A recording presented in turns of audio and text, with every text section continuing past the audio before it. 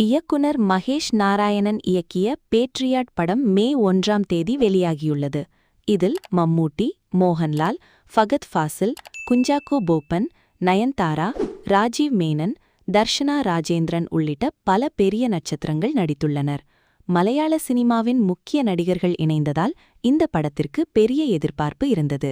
கதை: மத்திய அமைச்சராக இருக்கும் ராஜீவ் மேனனின் மகன் ஃபகத் ஃபாசில் ஏழை மாணவர்களுக்கு இலவச லேப்டாப் வழங்குகிறார்.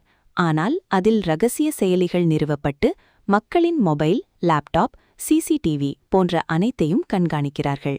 இந்த விஷயம் அமைச்சரான ரேவதிக்கு தெரியவர விசாரணைக்காக மம்மூட்டியை நியமிக்கிறார். பின்னர் அவர் கொல்லப்படுகிறார். தன்னுக்கும் ஆபத்து இருப்பதை உணர்ந்த மம்மூட்டி லண்டனுக்கு சென்று யூடியூப் சேனல் மூலம் டிஜிட்டல் கண்காணிப்பு பற்றிய உண்மைகளை வெளியிடுகிறார்.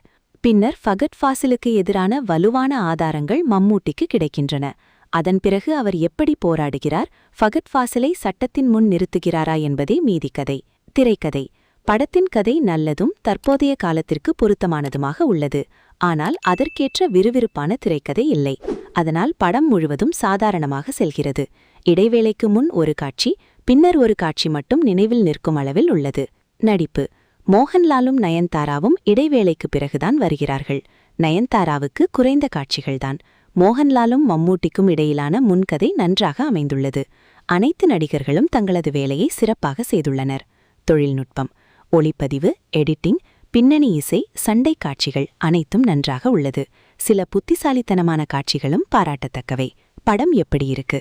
பெரிய நட்சத்திரங்கள் இருந்தும் வலுவான வில்லன் கதாபாத்திரம் இல்லாததும் சுவாரஸ்யமான திரைக்கதை இல்லாததும் படத்திற்கு பெரிய குறையாக உள்ளது.